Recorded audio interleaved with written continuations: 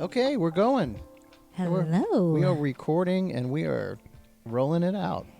We're hot. Yes. The mics are hot. Here we go. This one is episode 15. Yay. And we are cruising along. This is a really, really intriguing one. And I'm just going to say, because, man, we're going to try to go fast because there were a lot of fixes. There's a lot of fixes in this guy. This one was a little bit complicated. Yeah, for a lot of reasons. Yeah. The storyline I felt like was complicated. That's all I can say. Yeah. There was not a whole lot explained. Yeah. And so this one took us way deep into the rabbit hole. Yeah, we were in the weeds a long time talking about this one. This is the 2016 film Miss Peregrine's Home for Peculiar Children. Now, you almost got that I out. almost nailed it, but I messed it up. That's okay. So here's the deal. This comes from a book, so this has source material. So Yes. here's the deal. When you're doing something that already has source material, it's kind of hard a lot of times to go, oh, here's the fix, because there's already a story Bible for it. Yeah. I'm going, oh no, but here's the deal. I did not read the book. Nor did I. Yeah, but it feels like, and I think if I recall this correctly, the person that had originally written the book, they had found these pictures of these different children or whatever. Right, these weird pictures, maybe kids in Halloween costumes back in the day. Kids in Halloween costumes. Or something had gone wrong with the flash. development Yeah. of the photo, and it made that person look really strange. And they just kind of developed a story around that. And actually, I really love that. Yeah. And that's one of the things I'll talk about. That's one of the things I loved. But when they started doing the world building, it all started falling apart. Oh, boy. Yeah. But, okay, so here's the deal. In all honesty, to the original author, we mean no harm. Thank you for writing a book. You did it. It got made into a book and then a feature film.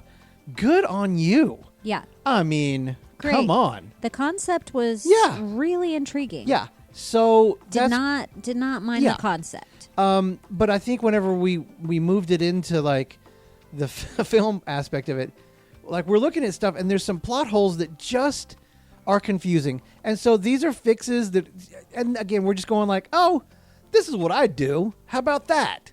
Right? Right. These are things that we think would have helped the movie. So we want you to look at this as separate from the book. Yeah. If the movie was standalone. Yeah. This is what we would do. This is how we would improve the story of this. Right. So as a summary, here's the deal. It centers around a kid named Jake. Okay. So after his beloved grandfather, Abe, is very mysteriously killed, his eyes are plucked out of his body. Right. Which is very His strange. eyes are missing. Yeah. This awkward teenager, Jake Portman, he starts looking at these clues. And it's not even that many clues. It's a postcard. One postcard. Yeah. And his grandfather was a little bit mysterious. Right. So he's not coming to terms with the fact that this was all just a break-in. Right. But he's been killed, and he follows this really one clue to a remote island in Wales, which was, he's like, I've got to get closure, I guess is what happened, where he discovers Miss Peregrine's Home for Peculiar Children. I did it that time. Good. Yeah, thanks. Well done. Thank you. And it's this magical orphanage hidden outside of time through this time loop that resets each day in 1943, okay? And there Jake meets these children. They have all these crazy abilities, and a girl that's lighter than air and she can fly, and an invisible boy. They're basically mutants. Yeah, they're basically mutants. Yeah, I thought that the whole time. I'm like, so they've got the X gene, whatever. Yeah. Right. And they're able to do all these cool stuff, and that eventually he finds out that he himself is a peculiar, right? And he has this very rare gift that he can actually see these monsters called hollows, or they were hologhasts. Hologhasts, yeah. But they were, they're like hollows. Hollows For short. Hollows for short. Is it which, really, is that it really important that to much call shorter? them ghasts? But whatever. Now, the hologhasts hunt the peculiars to consume their eyes Yeah. because It makes them turn back to human form, form. kind of. Yeah. And the sinister shapeshifter Baron and his group of hollows, they kind of close in and they kidnap Miss Peregrine, and they're threatening their time loop. And Jake has to gotta stand up and be a hero and lead the children in a battle and try to save Miss Peregrine, right? Yeah. And then kind of with the help of his new friends, Jake heroically defeats the monsters in this big seaside carnival thing. And then he chooses to leave his old life behind, but he does it a weird way, and he's like time hopping because he goes back to his old life, and then it's a strange ending, and we'll get to it. But he ends up honoring his grandfather's legacy of Abe, and basically finds a way to get back to them to and get back to his continue friends. their fight against the hollow threat. So that's the overview. Yeah, right? and as you're telling the summary, I'm like, that's a pretty cool story. Right.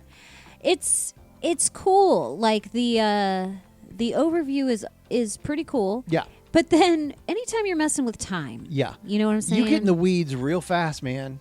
I mean, And it's like as an author, having that idea, right. it's like, oh, that's a great Got it.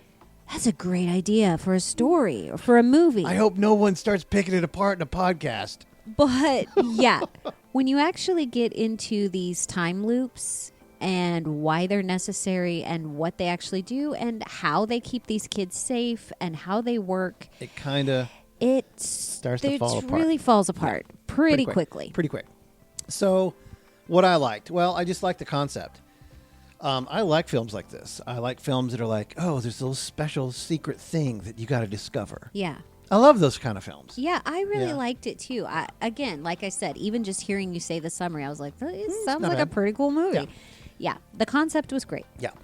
And I mean, Tim Burton does a great job, putting together an interesting look. And, when Tim Burton's involved, there's going to be money.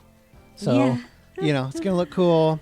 Yeah, And I actually loved kind of the whimsical, the whimsical feel of it. sort of nostalgic 1940s It's great. world, Yeah. and the home and kind of the setting was really cool. Yeah.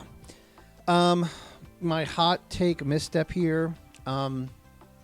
Well, Jake is the only one that can see the hollows, and Miss Peregrine has a time loop that she set up, but she's like, oh, it's not perfect because one of these hollows actually invaded the loop, and she has to kill it before it comes and kills them. Right. And she has on the ground But yeah, this like white body painted thing like they would in a kind of like a chalk outline. outline of where this crazy hollow. She can't see it, Right. but she every day as one of her chores, she basically goes out to this field and shoots this thing in the head, and it just lands directly. Perfectly in In the the thing. chalk line. And I'm like, okay, so one of my hot takes was, wait, she knows where it lands, and she did that, but she didn't know where to shoot it. She just knew time, but there was no, she Right. didn't know where to aim on the, where's she aiming? Well, I guess she's done it enough I'm times sorry. that she knows exactly where to aim. But to me, I'm like, wait, when the day resets, wouldn't that chalk line be gone? Yeah, she goes I out mean, there and if- outlines if it the every square- day. Yeah. Just so it freaking land in it. Just So my hot take is she needs to have an X on the ground when she shoots and she sees the grass move. there you go. That's the fix. It doesn't make sense for her to have a chalk outline Yeah. of this thing on No, the ground. it literally made no sense. Yeah. It made no sense. All right, what's your hot take? Well, I think I would probably pick the gas masks that they all wear when they're looking up at the Time reset? Yeah. time reset. So they reset the time right as this bomb is falling out of this airplane and it's Right. going to hit their house. Right. But they all put on gas masks. Yeah. Even though the bomb never hits, they're not in any danger. Why? Yeah. Why do you have them on Yeah, other than they put them on. that it added to the look? Nostalgia of it, yeah. It added to the look of the scene, but there was no purpose in them at all. Yeah, they put them on, the bomb drops, and then it goes, and she's like, okay, cool, and takes them off. And then they take them off. It's Yeah, like, why that's did kind we of have them on in the annoying. first place? Right.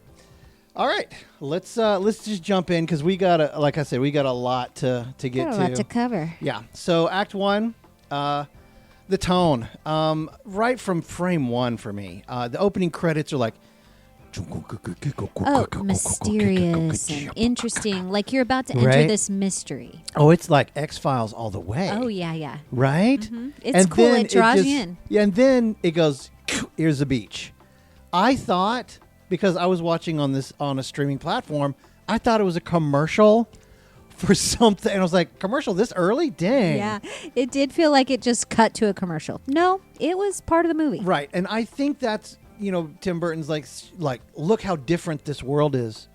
From the one we're Yeah. going to see later. But that, dude, no, I do not agree with this choice, okay? Because it went from this young adult teen drama to quirky and then gothic horror. Because it is gothic horror. I mean, it's pretty deep there with that. Yeah. I think, Florida prologue is bland, and then you shift to this Burton-esque fantasy. It's just, to me, it feels like completely different in its tone. So, for a fix, establish the gothic atmosphere from the beginning. Even in Florida, whenever, Abe is trying to, warn him and talk to him, in Edward Scissorhands, the tone was pure, whether you were in the castle or down in the village. Yeah. Or the village. The The suburb down The town, below. yeah. You've got to stay with the same tone for me. So, whenever he goes to Wales to, try to figure out what this, this children's home is all about, it feels more like a natural escalation of the circumstances, not just like this jarring genre, swap. Yeah. For me. Yeah, So- I agree with you. I mean, I understand what he was going for. I think he was trying to show modern, Right. boring world, and then all of a sudden you kind of enter into this, this loop, Right. and it's all beautiful and nostalgic and whimsical, and he wanted to show the contrast, Right. but it did feel a little bit jarring. Right. I agree with you. Right. Okay, so for the next one, the Peculiars themselves, it felt a lot of this stuff was very gimmicky, and it wasn't necessarily their, it should be characters, not their gimmicky powers and their peculiarities. When Jake reaches the children's home, the Peculiars are basically trotted out in a line almost. I mean, they weren't, but it was and now let's show what this kid does, and let's show what this kid does, and and it was just silly a little bit. There wasn't a story necessarily behind Right. any of the kids. It was just Right. kind of here's the show. Here's- here's the Cirque show Yeah. of all of the kids Yeah. and their powers. That's exactly the thing. For a fix, you've got to reveal their powers and their peculiarities through story. Yeah, we keep saying powers. They weren't Peculiarities. necessarily powers. Yeah. Some of them, I guess, would be, but Yeah, they were super strength. peculiarities. Yeah, Invisibility, Yeah. right? bees maybe. Growing tree. It's kind of powers. All right, it's powers. Okay, it's powers. Reveal their powers / peculiarities through the story. Emma, at the beginning, Jake could have been in trouble, and he falls into the water, and she jumps in and saves him from drowning with her air ability. With her air powers. Right. Yeah. See, that kind of stuff, that would have been a little bit more interesting. So discover it like that. It should Yeah. be part of the story. Because the thing is, Jake actually already kind of knows their powers because he grew up knowing their history and their story because his grandfather, Abe, told him these stories for bedtime stories. Yeah, and he thought they were just fictional bedtime stories, and Well, I mean, when he was a little, I'm pretty sure he thought they were real. Then he was like, right. Sorry. Right. When he was little, I guess he really thought that these things were true. And then as he grew up, came to doubt. Exactly. And even accused his grandpa of lying to him and things like that. And I'll just say, like, whenever, this is kind of an extra one, when he does discover that they're real, he kind of just was like, oh, yeah, you're so-and-so. I was like, okay. You're look, so-and-so. I'll give you a bonus one. Fix, dude. Be more in amazement. You're supposed to be like, kind of the locked-in audience member that's in that story because you're discovering this thing. Right. I'll refer to that person as the rock character often. Yeah. And you need to be responding kind of like we would be like, whoa, I can't believe this. Whoa, you're still young? And Yeah, you're wait, discover what my it, grandpa right. actually talked about was Is true? Right, exactly. All right. The mystery, next one. The mystery takes too long to begin, really. Jake spends way too much time wandering around Wales with his frustrating father, which I'll talk about that later. The family basically needs to Again, leave. This to me was what made it obvious that it was from a book. Right. In a book, the dad would be important. I feel like as just you're expounding on this, and you have to have a reason that Jake is there, but he played way too big of a role in the this story. film. Right. And I like the actor that plays the dad. He's actually really great. Yeah, but he's great. So he spends too much time with his dad, kind of farting around this terrible little village, and even in Florida, just way too long. The orphanage then and the loops are kind of talked about, but not revealed until way too late. This character, Jake, he has the rock. He needs to kind of discover, and then we discover with him, right? Yeah. Because whenever otherwise it just gets boring because it's just way too long. So for a fix, streamline Act 1. Jake should, hear about, about all these stories when he's a kid.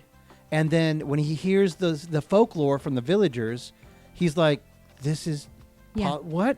This is what I was told. And then it's building anticipation, right? And then let him cross over into the time loop a lot sooner, right?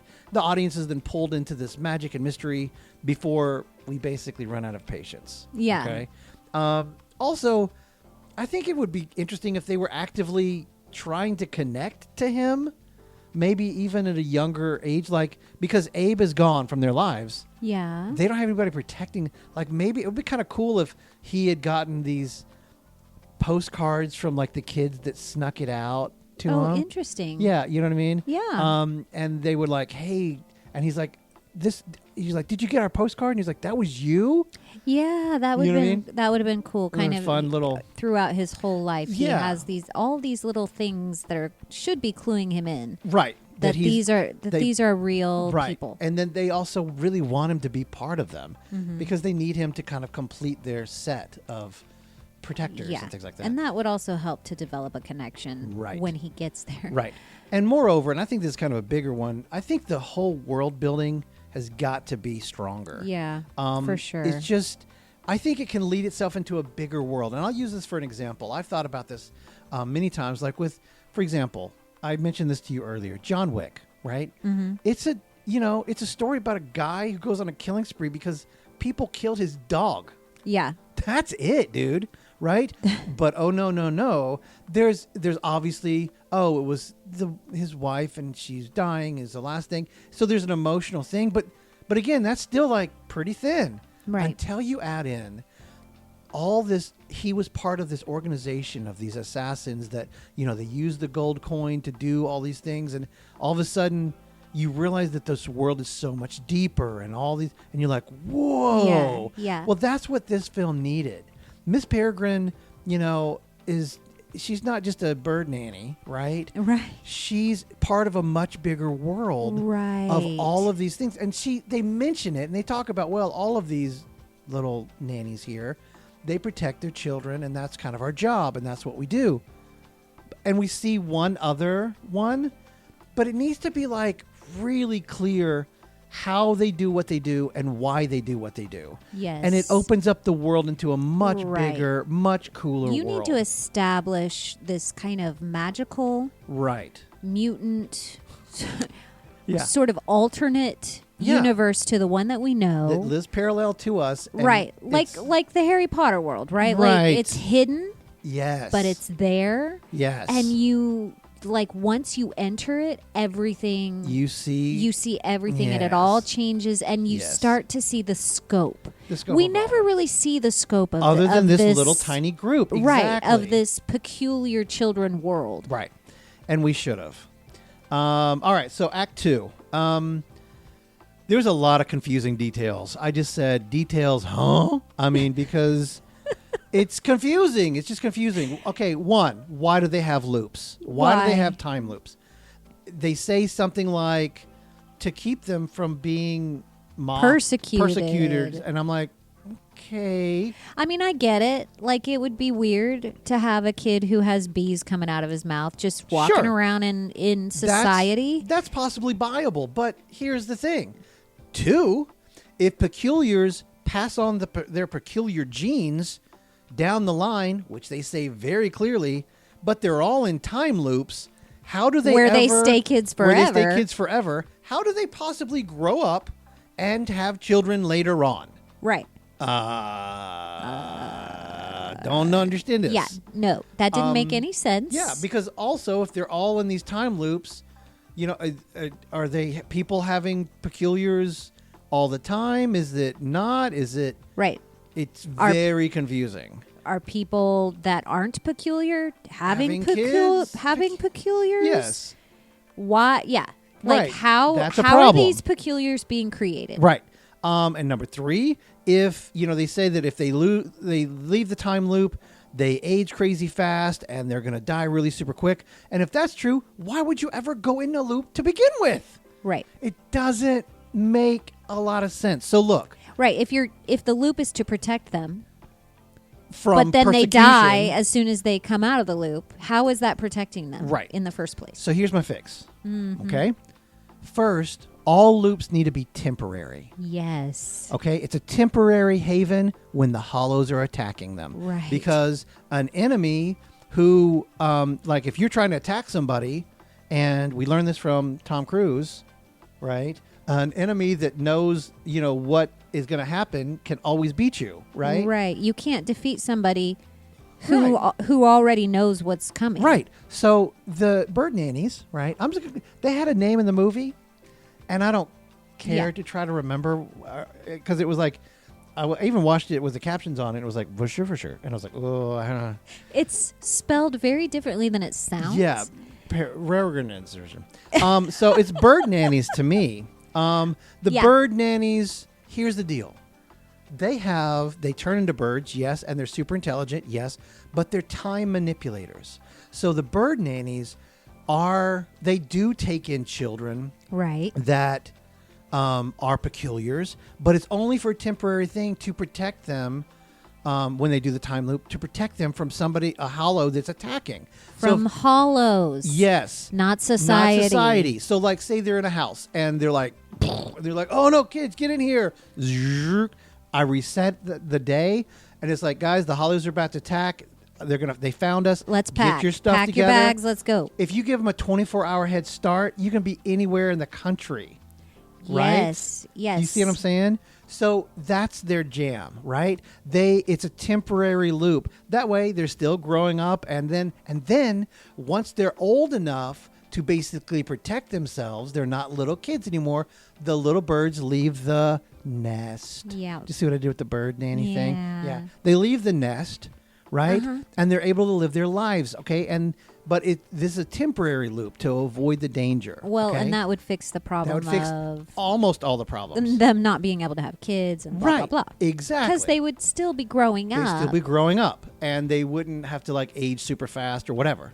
Okay, so but this loop is different. Miss Peregrine's Miss loop. Peregrine's her loop is different because she's decided to say, look, these kids, this is a permanent loop as much as I can make it a permanent loop because these kids are unable to hide their peculiarities. Yeah. They're invisible. I can't let them go back. They can't go back into the world. There's no place in the world for them. Right. This guy has bees coming out of his teeth and his nose. And, Yeah. Right? He can't go back. He's a walking beehive. Right. This guy touches things, or this girl touches things and things catch on fire. Right. This girl can't. She floats and she can't. These kids can't pass. So some of the kids that are in there, they couldn't be in this version, right? You'd have to rewrite that. But like hers is a more permanent loop for these kids. Right. So she's on special assignment. She's a special assignment. She has decided to take the kids who don't fit anywhere. They can't live a normal life outside of the loop. So her loop is a little bit different. Her loop is now a permanent loop. Right. Even though it's meant to be temporary, she has created a loop where they can be safe for a very long time. That's right. There you go. All right. Next, Jake is super passive, and he's a passive tag along for almost the whole movie. Yes. He's basically spends Act 2 going like, I don't know, I'm weak. I think that was one of my main problems with the movies. I didn't like Jake very much. Yeah. I wasn't like, yeah. I don't know. The hero's journey for him was all messed up. Yep. It was out of order. Yeah. He didn't even he didn't come into his powers until, I don't know. Yeah, much later. It was just messed up for me, and I just didn't like it. And then all of a sudden, quote, he's the chosen one, kind of thing. Like, but you're the chosen one. And his arc doesn't feel then earned. Yeah. You're normal. Oh. You're not. You're our only hope. Like, what? So for a fix, first of all, in Jake's journey, his family needs to be horrible, and I'll talk about that later because it comes back in the end. His family, his mom needs to be out of the picture completely. His dad is just the worst and just, super abusive, like verbally, and you're just terrible and you're nothing and blah, blah, blah. And there you go. But give Jake a lot more of the responsibility and agency much earlier on in the movie. He can see hollows. We got to use that, right? So, like, here's an idea. He sees the hollow that's attacking in the time loop, right? Yeah. But he doesn't see him as Peregrine, okay? So it's not a big open field. He's just like, he sees it coming, and he's like, oh, watch out. He's like, hey, what? Get out of here. What? And he's freaking out. And instead of, her hitting her mark, it moves and the arrow misses and she's like, oh, yeah. And then the hollow comes for Jake and he's trying to fight it off. And they're like, oh no, this is terrible. And then even accidentally, if he defeats it, like it slips off the cliff, blah, blah, blah, falls to his death, whatever. Right. He's seen as like, now this is why you are the only one that can see them. And how important your power is. And reveal that to us sooner. Right. And so he's able to spot the danger. And then he's learning that like he has to protect the group because that's what his grandfather did, right?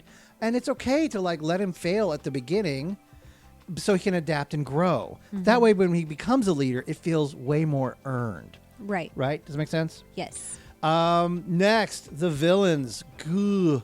They are jokes, and they're not. They don't feel like threats at all. They're like eye-gobbling, silly, weird, silly jokes. I said they're like right out of Beetlejuice. They are. They really were. Just comical. They really, really were. The Hollows are generic CGI monsters, and they did this thing where they were originally peculiars, and they did this experiment and there was just like 10 of them in the room, and turned them into hollows because they said they wanted to live forever outside of the loops. Well, we fixed the loop problem, right? Yeah. They weren't living in loops forever.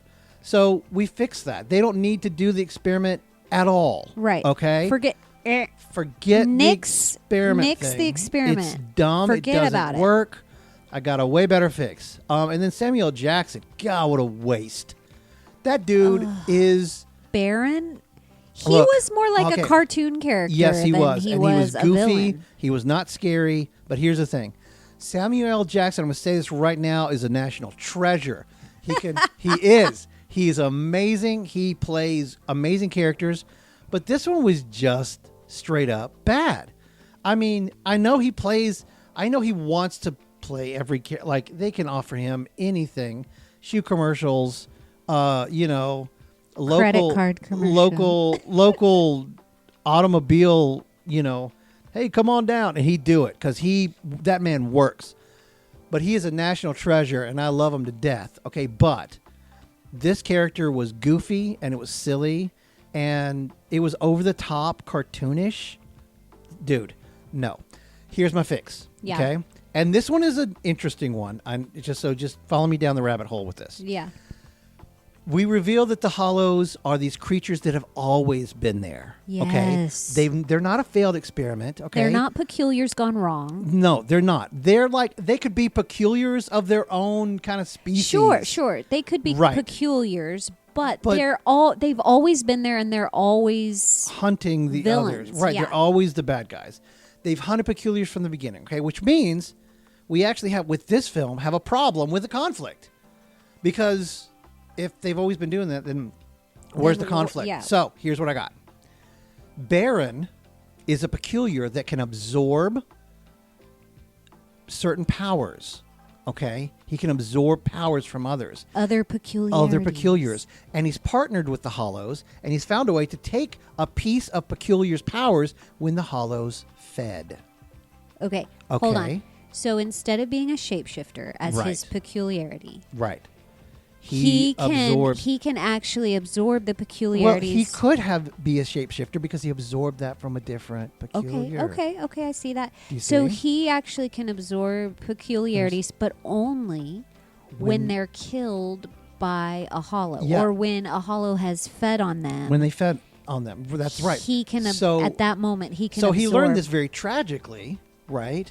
Because he wasn't always like this, but whenever a Hollow fed on one of his buddies, Right. he absorbed the power, and he realizes, oh my gosh, Right. when they feed, I can take part of the powers. So now he's helping them hunt. He's the inside guy. So he's teamed up with He's them teamed up with them, and he's for trying to his own benefit. for his own benefit, and he starts trying to tell. He's raiding these nests of these different places, and he's trying to get ahead, but he's still thwarted, right? Because they can time jump, Right. so it's really hard. So he's attacking them not to eat their eyeballs. no But to absorb their powers. That's right, right. And so, and then also, Baron should be this really calm, cool, intelligent, kind of seductive dude, right? And he's tempting Jake with a choice, right? Okay.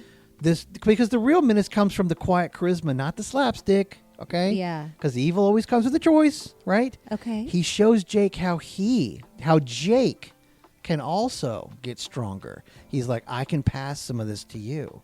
I can show you. I take this, but I can give this to you. All you got to do is blah, blah, blah, blah, blah, right? He's Okay. kind of seducing him with this thing. Yes. Right? And then he's trying to get him on his side. Now, of course, Jake's a good guy, and he rejects it. He's like, get out of here, right? Right, totally. So, Act 3. Miss Peregrine, disappears, and really when she's most needed. She's almost out of all of Act 3, and I think that's a mistake. I did not like that. Yeah. I did not like that she was a bird for the last The whole last act. of the movie. And she's really one of the strongest presence in the whole thing, but she's sidelined, and it's like, this kind of guts the story for me. It does. So for a fix, okay, the Baron is, and here's where we come back to it, the Baron is after the bird nannies, okay? Yes. Because he realizes that if he's absorbing, he can absorb their time manipulation. Okay. And that's how he can get to all these other loops and get ahead of the game and help the Hollows chase them down and hunt them down. So he's stopped focusing on trying to get the peculiars. He's now after the bird nannies, Okay. right?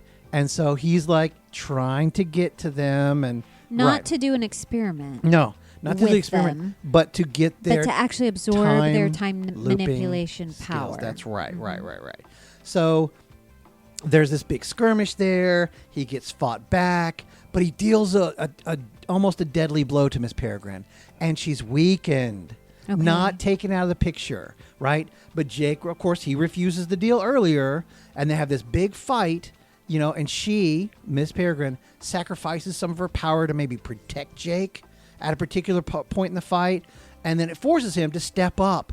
And she can still guide him in critical moments, but see, what this does, it preserves the mystique while empowering the children to be strong and heroes and on their own. She's kind of teaching them how to fly. So she's still a presence. Right. She's still there with them. But she's them. not in a cage being experimented on. She's not in a cage as a bird. She's still the presence that's there with them. But they actually have to now bear the load of what she can't do anymore because she's injured or compromised in some way. Yeah, and so the end fight scene is in this amusement park, and it's just wrong for a lot of reasons. And I think that Tim Burton is just drawn to circuses. Yeah, I think that's his jam. Yes, but again, maybe it was in the book. I don't know. But the thing is, I think again, it's just wrong. It's just silly, because it doesn't really fit. The skeleton versus hollow fight scene. I mean, again, it's just like, I know he loves the stop animation stuff, and that's great. I love his style. It has its place. It does. It's got that kind of feel to it, but it feels kind of campy and not like gothic horror kind of feel. Right. So for a fix, dude, relocate that final battle to the 1943, orphanage. Bombs are falling. Can you see it? Yes. Bombs are falling, man. The Peculiars are fighting through this collapsing ruins, and time is resetting, and they're gaining little small advantages here because they know this and they know that. And as it happens and the bombs are falling, they're fighting this big, huge, epic battle at the end, right? Absolutely. The climax becomes this mythic, war-torn battle for survival, not a cartoon spectacle with snowballs. Yeah. I was just like, bronk. Yes. Yeah, exactly. And, then, the bad guy is actually formidable and not just like like a clown. Right. So, Baron's after them because he wants to get the, their skills, but again, the bird nanny to time manipulate and get all. So it's really the battle for all the Peculiars now at this point. It is. Because if they lose if they lose Peregrine, they're all at risk, right? So the ending here, it's just kind of convoluted and pretty hollow. Mm-hmm. Hollow. I see what you did there. Yeah. It basically kind of rushes to this idea that Jake, he feels like he can't. He's got to go back to his regular life. He's got to go back to his family. But then because they stink. In my world, but I'll talk about that in a second. He chooses not to, but then he's like, "Oh, what have I done?" Right, and then he goes through this really crazy, very convoluted time jumping. And there's this thing, and then I had to do this, and I had to go to this thing, and then I had to wait at this thing forever. And basically, he jumps through all these loops and finds a way to get back to Emma, right, and his friends. Yes, the Peculiars. Yeah, but. Again, it was just emotionally flat to me, and it didn't really set up anything that meant anything. I just was like, oh, okay, all right, whatever. For a fix, all right, he's at the end of the battle, right? And he's just fought through all this stuff. The Baron is defeated. The only thing that's left, there's still hollows out there, but everyone is safe now. Right, and we're still in the world. They're still in the world. We're still in this world of Peculiars. Yes. And when given the chance, like he's like, do I stay in this loop? Do I continue here? Because if I gotta go, if I'm gonna go back, I gotta go back through the cave and go back to my world. But I wouldn't see them anymore because they'll be in 1943. Right. So what do I do? And he makes a choice. He's like, I'm gonna continue what my grandfather, had set up. What my grandfather started. I want to stay here. Yes. I want to stay with you. He leaves his old life behind, and he stays with the Peculiars. He, his family is just the worst. He doesn't have any connection to them. He never did. And then you give Jake... And that's why his family needs to be horrible. Trash, right. Yeah. And then you give Jake and Emma a proper connection that they now are linked, and okay, cool, they're going to be together. Right. And it's a really beautiful story at the end because they're connected and they're in love. You know what I mean? And he decides to stay there, obviously, because he knows he can protect them. He can protect them. He has the power to protect them. That's right. So their band is now connected again because you've got Miss Peregrine, but he can see them when they're coming up, and he knows the danger too. Yeah. So they're safe. So, well, that was it. That's a lot. I know that was a lot to kind of steamroll through. Basically, again, the book, I'm sure it had some specifics. It probably had there. a lot of detail that we didn't privy to because we didn't read it. But again, Yeah. if this movie had no book attached, if it was just a standalone story, this is what we would have that's done what we suggest. to make it a better story. Right. We would have improved the villain. We would have changed the reason the kids needed to be protected in the first place. And the story and world build out to make it really clear who and what they are and why they're doing this and what the time loops actually mean. Yes, and give Jake an actual hero's journey. Right. Where he is confronted with the expectation of who he is earlier on in the story, and we see him grow into it. Right. So final thoughts here. The film had Tim Burton's visuals. Yes. But not the emotional or narrative or the narrative cohesion that it really needed. By making the villains scarier and following tone, it honestly and fixing those plot holes of what the time loops are and what they mean. Miss Peregrine's Home for Peculiar Children could have been more like a Harry Potter meets Pan Labyrinth kind of a feel to it, right? Mm-hmm. It could have leaned into the dark fairy tale thing and really kept both kids and adults kind of hooked into the story. Yeah, I agree. Yeah. So, well, that's it, guys. I was going to mention this earlier, but I just thought about it right now. Thank you for listening. I don't know if you guys, do a lot of podcasting or you know people that have, but they do tell you, it's interesting, they do tell you where, basically an area where people are listening to your stuff. And one thing I found out, I don't think I've even told you this. One thing that I've kind of found out, there's a lot of lake people out there that just straight up love our stuff. So all you lake people, thank you so much for listening. There was literally one that was like in the middle of the ocean. And I was like, well, they're on a cruise or on a plane. What do they do? And so, but there's a lot of lake people. Or they're in trouble. Maybe that. But there's a lot of lake people and there's a lot of park people. So all you lake and park people, thank you for listening. I hope you enjoy what we're doing and share it with other lake and park people. Yes. And we're going to keep on making these. And yeah, definitely. We appreciate we appreciate everybody listening. Yeah. All right. So that's all for us. And we'll see you next time. Bye-bye.